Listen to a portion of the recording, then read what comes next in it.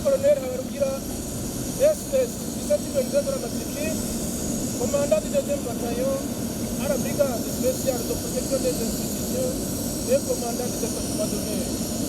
Vous prie votre Excellence, Monsieur le Président de la République, de bien vouloir passer le pouvoir aussi. À votre ordre, votre Excellence, Monsieur le Président de la République.